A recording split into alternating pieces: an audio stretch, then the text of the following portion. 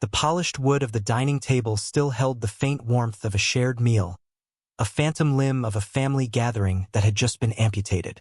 An oppressive silence, thick and heavy as velvet, had fallen over the room, smothering the echoes of forced laughter. Robert, the father, sat in his usual armchair, his hands resting on the worn fabric, his posture unchanged. He was a man carved from stillness, his face a landscape of quiet grief and patience honed over 70 years. Across the room, his son, David, shifted his weight, his eyes darting between his father and his wife, a silent plea for a peace that had long since fled. It was Jessica, David's wife, who finally broke the trance.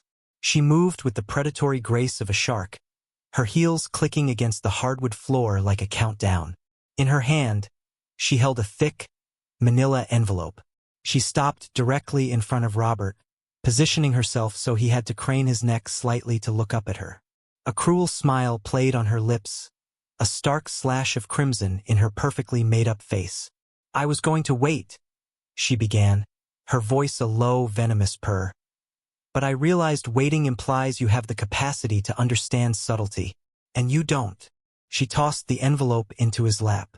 It landed with a soft, yet deafening thud. Robert didn't flinch. He simply looked down at the offering, then back up at her, his gaze clear and unreadable. "Since you're too stupid to notice what's been happening in your own family, right under your nose," she continued, her voice rising with theatrical contempt, "here are the photos of me sleeping with your brother, with Mark." She leaned in closer, her perfume cloying and aggressive. "Maybe this will finally get a reaction out of you, old man." Robert's eyes, the color of a winter sky, held hers. He had been waiting for this moment. He had planned for it, rehearsed it in the silent theater of his mind, anticipated every word, every gesture. The arrogance, the hatred, the cheap drama of it all. It was exactly as he had foreseen. He simply showed her his phone. But that part of the story was yet to unfold. First, there must be the prelude to the storm, the quiet gathering of clouds that no one else seemed to notice. Welcome to Vindication Chronicles, the place where we pull back the curtain on the world's quiet heroes and prove that true strength rarely needs to raise its voice. The stories we share are a testament to the fact that honor is not a relic of the past, but a living, breathing force in the present. If you believe in the power of quiet dignity and the ultimate triumph of truth, make sure you subscribe to our channel and ring that notification bell, so you never miss a moment of justice being served. What Jessica didn't know, what no one in that room truly understood, was that the quiet old man in the worn armchair was not a victim. He was a master observer, a man who had spent a lifetime reading the spaces between words, the truths hidden in plain sight. And the trap he had been setting for months had just been sprung. The envelope in his lap wasn't a bombshell. It was a confirmation. It was the sound of a cage door swinging shut. Robert's life was a study in quietude. His home, a small, meticulously kept bungalow on a street lined with aging oak trees, was a fortress of solitude and memory. After his wife, Eleanor, had passed 5 years prior, the silence she left behind had become his closest companion. He was a retired man, but his former profession was a subject he never discussed. To his neighbors, he was Mr. Thompson, the polite widower who tended his rose bushes with a surgeon's precision and returned his library books a day early. To his son, David, he was just Dad, a dependable, if somewhat distant, figure from a bygone era. He wore simple, functional clothes, khakis, soft flannel shirts, comfortable shoes. He drove a 10-year-old sedan that was impeccably maintained but utterly devoid of prestige. He lived on a modest pension, a fact Jessica, his daughter-in-law, never tired of subtly or overtly referencing. She saw him as a fossil, a gentle, harmless old man who had failed to keep pace with the modern world. It was a miscalculation of catastrophic proportions. Robert's mind was anything but simple. His quietness was not emptiness. It was a reservoir. For 40 years, he had worked as a forensic auditor for a firm that was a quiet legend in the world of high-stakes corporate litigation. He hadn't just looked at numbers. He had read them like a language, deciphering the stories of greed, deception, and betrayal hidden within spreadsheets and balance sheets. He was a human lie detector, trained to see the subtle tells, the minute inconsistencies, the patterns of behavior that signaled a deeper corruption. Retirement hadn't dulled the skill. It had only turned his focus from the corporate world to the small universe of his own family. On his mantel, beside a framed photo of Eleanor, sat a small, scarred wooden box. It was a simple thing, made of dark, unpolished mahogany, with a brass latch. David, as a child, had often asked what was inside. Robert would always smile and say, "Just memories, son." In truth, it held the tools of his old trade. A jeweler's loop, a set of calibrated weights, and a single worn challenge coin from a case so complex and dangerous it had defined his career. The coin was his totem, a reminder that the most significant truths are often hidden inside the plainest of containers. He saw the first signs of Jessica's true nature not in a grand betrayal, but in a flicker of an expression. It was at a birthday dinner for David 2 years ago.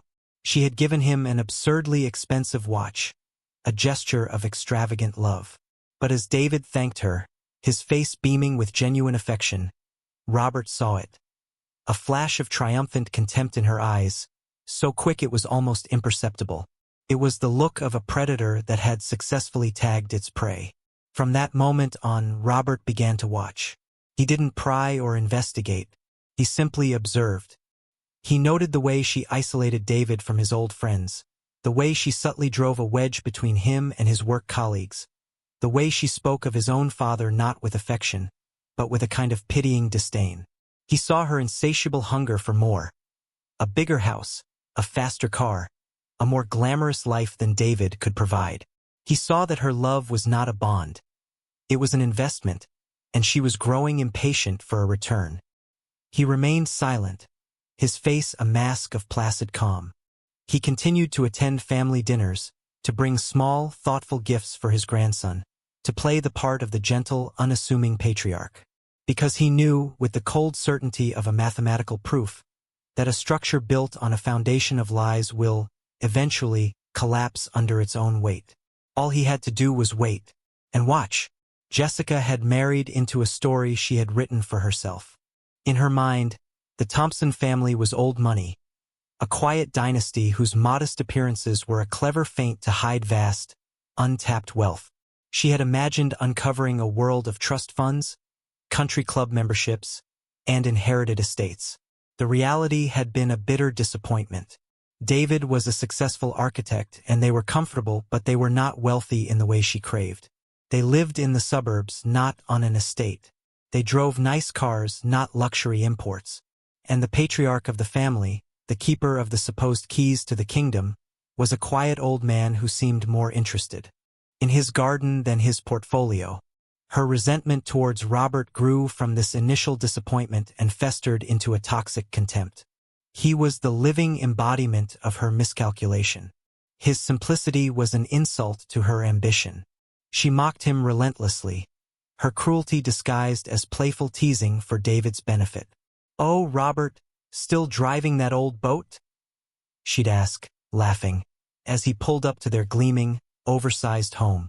"We should really get you something a little more." Well, a little more. She would helpfully rearrange the furniture in his home when she visited, replacing his comfortable, memory-laden objects with cold, minimalist decor she claimed was fresher. She bought him expensive gadgets he had no use for, then sighed with theatrical exasperation when he struggled to use them, reinforcing her narrative that he was hopelessly out of touch. David, caught in the crossfire, became her unwitting accomplice. He loved his father, but he was also deeply in love with his wife, blinded by her beauty and her force of will. He saw her actions not as cruelty, but as a misguided, clumsy attempt to connect. "She's just trying to include him, Dad," he'd say to Robert after a particularly cutting remark from Jessica. "She doesn't mean it the way it sounds. It's just her way." David was the perfect observer for the audience, the surrogate for anyone who has ever ignored their gut feeling out of a desperate desire for peace. He saw the slights. He felt the tension. He knew, on some level, that something was profoundly wrong. He would watch Jessica talk down to his father, see the flicker of pain in Robert's eyes before it was quickly masked by his usual calm, and a knot of guilt would tighten in his stomach. But he would do nothing. He would smooth things over, make an excuse, change the subject. He chose the path of least resistance, convincing himself that he was keeping the peace, when in reality, he was simply allowing the poison to spread. He was a good man enabling a bad person, a classic tragedy played out in living rooms and at dinner tables across the world. His weakness, his desperate need to believe in the fantasy of his happy marriage, was the very thing that allowed Jessica's deception to grow and metastasize. He couldn't see that she wasn't just disrespecting his father. She was testing the foundations of his own character, and she had found them to be soft. The final dinner was Jessica's masterpiece of passive aggression. Every course was a carefully orchestrated performance. She served a complex, deconstructed bouillabaisse, knowing Robert preferred simple, hearty food. She waxed lyrical about their upcoming trip to a lavish resort in Bali, a trip she knew Robert could never afford, framing it as a desperately needed escape from all this. She guided the conversation with the skill of a conductor, constantly circling back to themes of wealth, ambition, and the necessity of cutting out dead weight to get ahead in life. Each statement was a veiled dart aimed directly at the quiet man at the end of the table. Robert, for his part, played his role to perfection. He ate his soup without complaint. He listened to her travel plans with polite interest. He answered her condescending questions with short, simple, factual responses. His calm was not passive. It was tactical. It was a mirror, reflecting her own ugliness back at her, and the reflection was making her frantic. She needed a reaction. She needed to break him. This was where Mark, Robert's younger brother, entered the narrative. To an outsider, Mark was the black sheep of the family. He was a freelance photographer, a man who had never held a steady 9-to-5 job, who lived in a small, cluttered apartment downtown, and who always seemed to be between projects. He was charming, easygoing, and, in Jessica's eyes, a perfect Mark. She saw him as the family's weak link, a man with a bohemian spirit and, she assumed, loose morals. He was the ideal instrument for her plan. She began her campaign against him subtly months ago, feigning interest in his photography, asking for his help with a personal project. She painted a picture of a lonely, misunderstood wife, trapped in a passionless marriage with a man who didn't appreciate her. Mark, playing his part with an actor's skill, listened with feigned sympathy. It was he who Jessica had chosen to be her co-star in the sordid drama she was staging. The photographs in the envelope were real, in a sense. They were staged, of course, a series of carefully composed tableaus in a rented hotel room, designed to look as damning as possible. Mark, under Robert's guidance, had made sure of it. He had allowed Jessica to believe she was the one in control, the seductress luring the weak-willed artist into her web. She thought she was manufacturing a weapon. In reality, she was manufacturing the evidence of her own treachery. And now the moment had arrived. With David looking on in agony and Robert sitting in his unnerving stillness, Jessica made her move.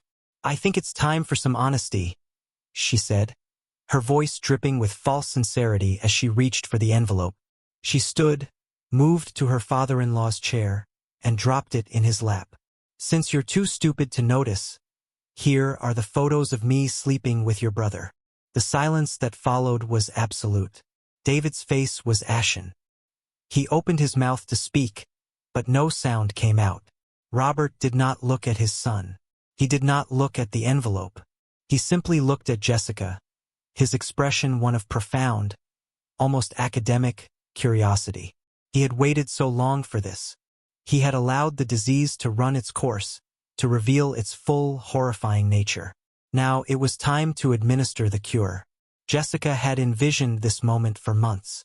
In her mind, the scene would play out with explosive drama. The old man would gasp, his face contorting in shock and betrayal. He would clutch his chest, perhaps. He would weep. He would rage at her, at David, at the injustice of it all. This display of weakness would be her ultimate victory, the proof that she had broken him, and by extension, the entire Thompson clan. It would be the perfect justification for the scorched earth divorce she was planning, the emotional distress claim that would net her a fortune. But Robert did not gasp. He did not weep. He did not rage. He sat there, in his armchair, the envelope resting in his lap like a discarded napkin, and simply watched her. His silence was not weakness. It was an indictment. It was a vast, empty space that she was compelled to fill with her own escalating poison. "What's wrong?" she sneered, her voice brittle. "Cat got your tongue? Or are you just so senile you don't even understand what you're looking at?" She gestured wildly at the envelope. "It's your brother, Robert. Mark. In bed with me. Your son's wife. Doesn't that mean anything to you?" David finally found his voice. A choked, desperate whisper. "Jess, stop. Please, just stop." "Why should I, David?" She wheeled on him, her eyes blazing. "For years, I've had to put up with this. This dusty house, this pathetic family. I've had to pretend to respect a man who has accomplished nothing, who is nothing. Look at him. He doesn't even care. What did I tell you, darling? He's completely checked out." What she couldn't comprehend was that Robert was more checked in than he had ever been. He was a general on a battlefield of his own design, watching the enemy advance precisely into the kill zone he had prepared. The narrator's voice could now reveal the dramatic irony, pulling back the curtain for the audience. A flashback, sharp and clear. Robert on the phone, not weeks ago, but months ago, the day after he'd first seen that flicker of contempt in Jessica's eyes. The scene cuts to Mark's apartment. He's listening to his older brother, his expression shifting from disbelief to a grim understanding. "Are you sure, Rob?" Mark's voice is serious, all traces of his usual easygoing charm gone. This is David we're talking about. It'll destroy him." "What will destroy him?" Robert's voice on the other end of the line is calm, resolute. "Is living a lie. What will destroy him is waking up 10 years from now, broke and alone, having given everything to a woman who sees him as a stepping stone. She's a predator, Mark. And you don't reason with a predator. You expose it." The flashback ends, returning to the suffocating tension of the living room. Robert's silence continued to work on Jessica like an acid. She grew more desperate, her insults more crude. She needed to provoke him, to force him into the role she had cast for him. But he refused to read from her script. He was the director of this play, and he was simply waiting for the final act to begin. His quiet dignity was a fortress she could not breach. The plan had been elegant in its simplicity and brutal in its execution. Robert and Mark, the two brothers, represented two different forms of strength. Robert was the strategist, the quiet observer who saw the whole board.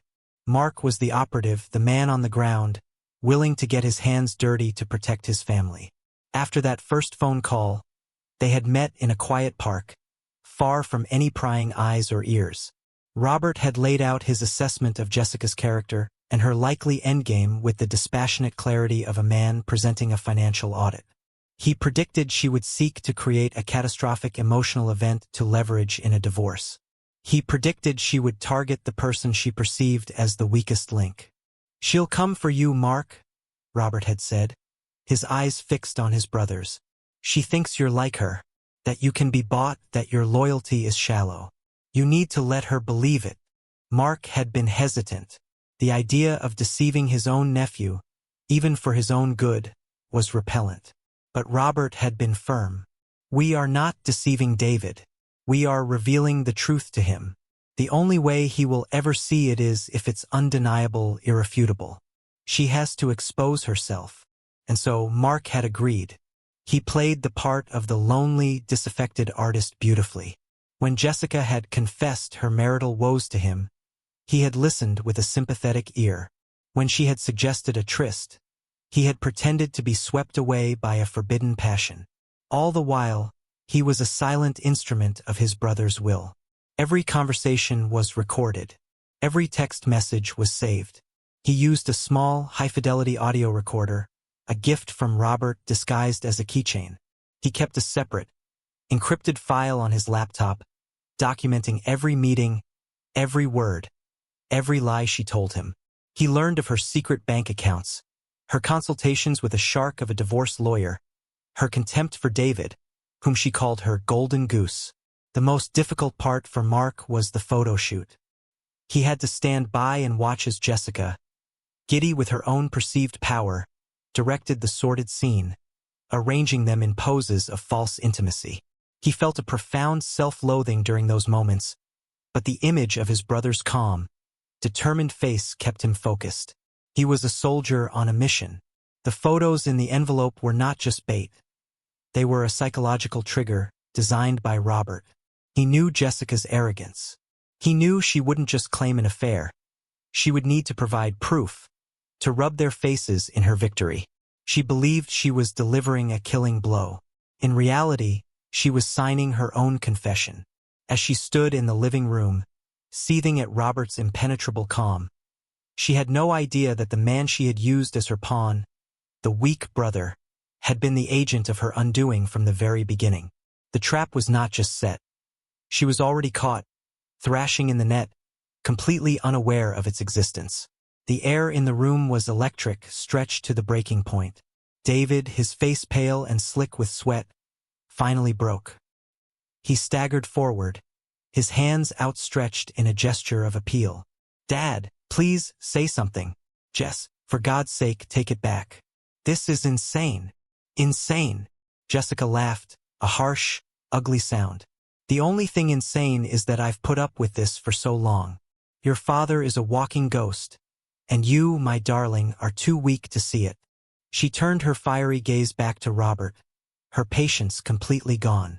She was a gambler who had pushed all her chips into the center of the table and was now enraged that the other player wouldn't show his cards.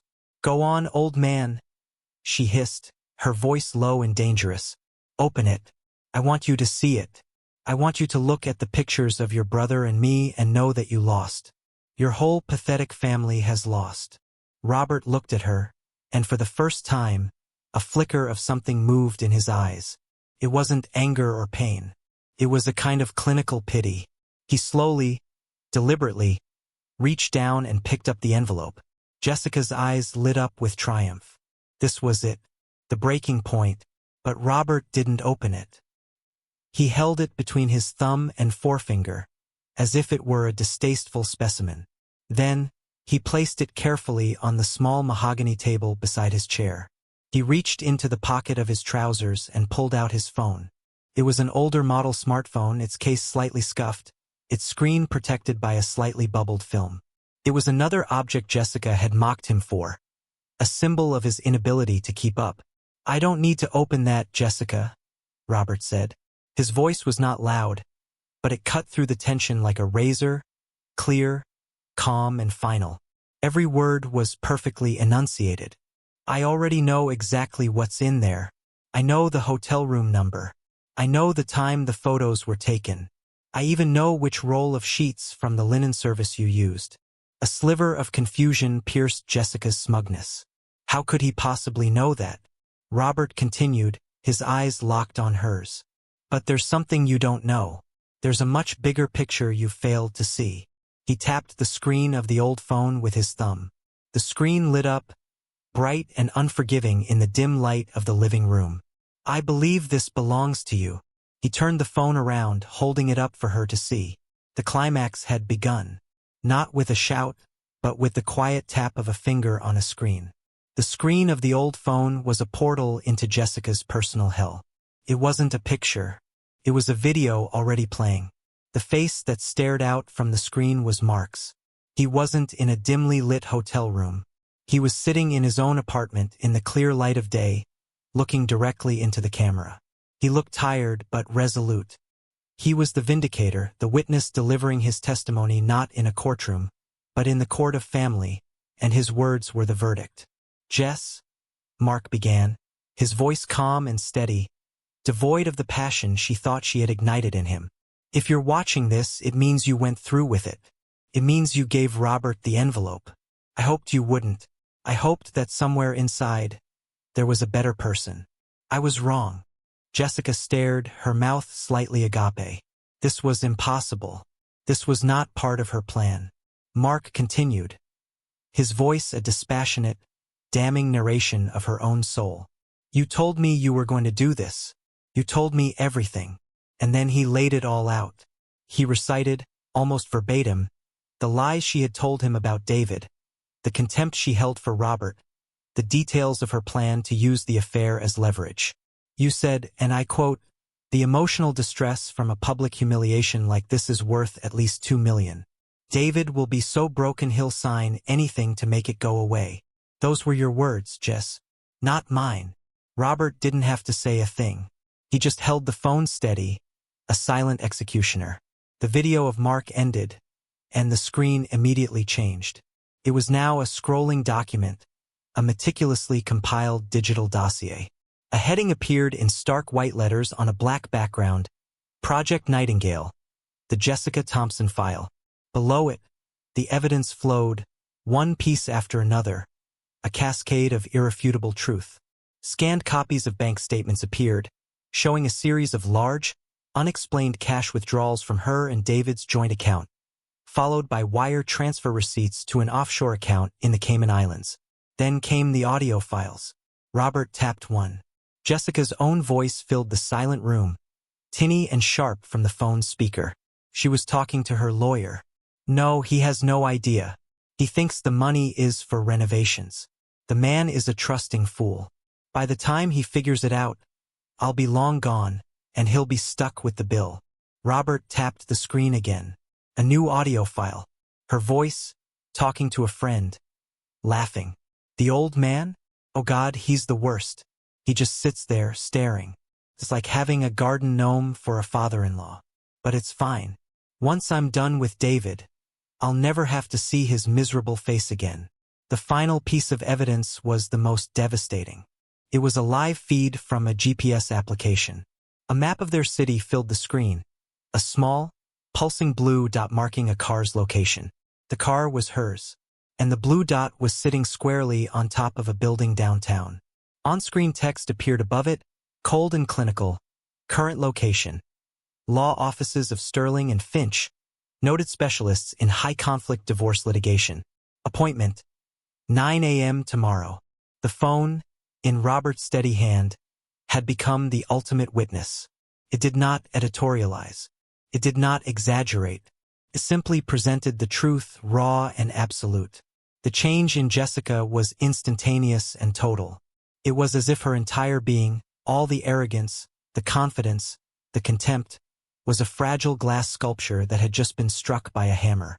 The structure shattered, and there was nothing left inside. The crimson lipstick that had seemed so powerful now looked garish and desperate against the bloodless white of her skin.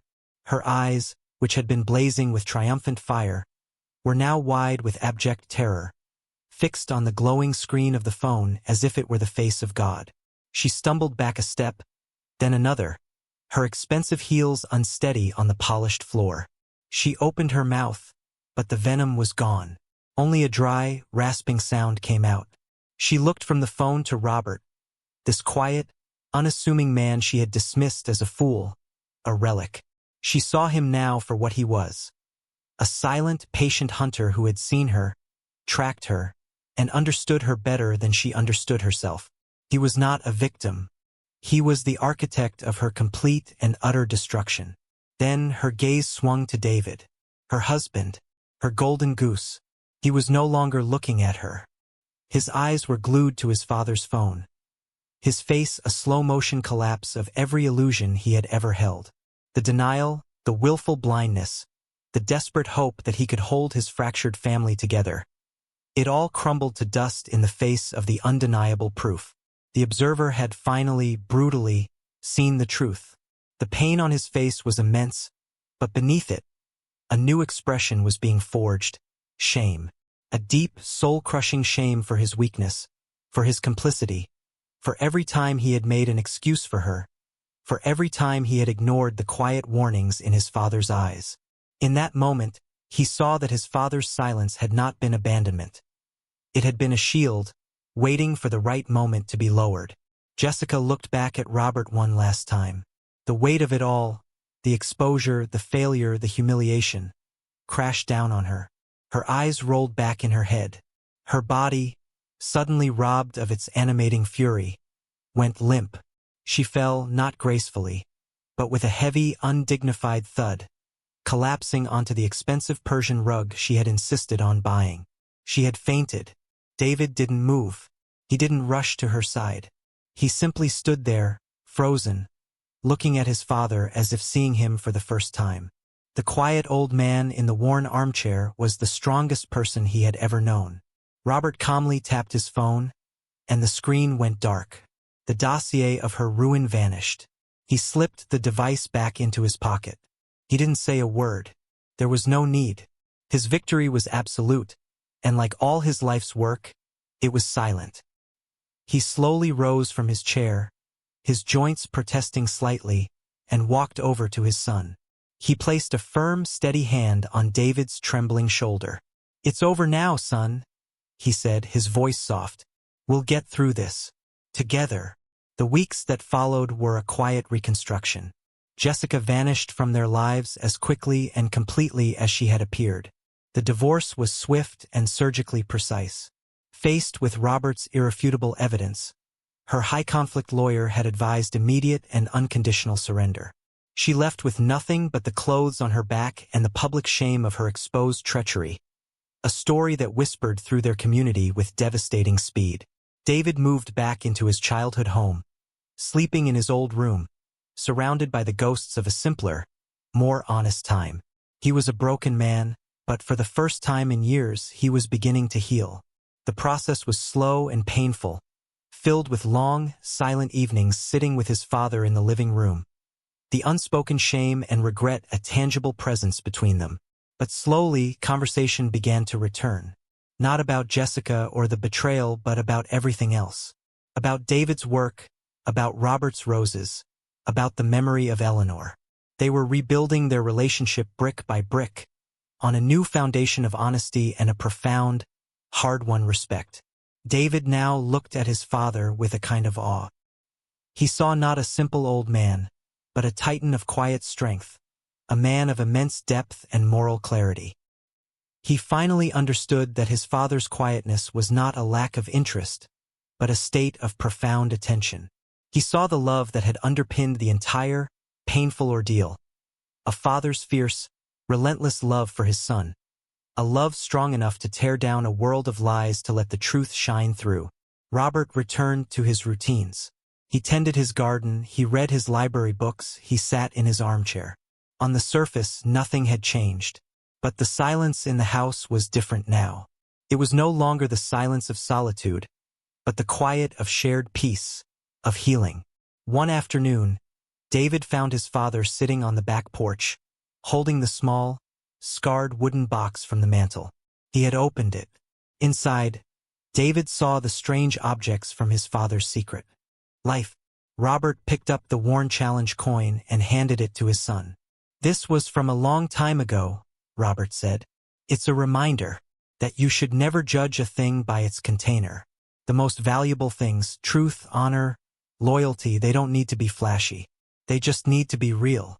The story of Robert and Jessica became a modern fable within their small world, a testament to the idea that still waters run profoundly deep. It was a harsh lesson in the folly of arrogance, a powerful reminder that underestimating the quiet ones is often the very last mistake a person will make. The truest strength, the most unshakable honor, often resides where we least expect it, in the silent heart of a patient and loving father. What does true family loyalty mean to you? Have you ever had to make a difficult choice to protect someone you love from themselves? Let us know your story in the comments below. And for more stories that honor the unseen heroes and the quiet strength that binds us all, don't forget to subscribe and click the bell icon. Your support allows us to continue celebrating the vindication of truth.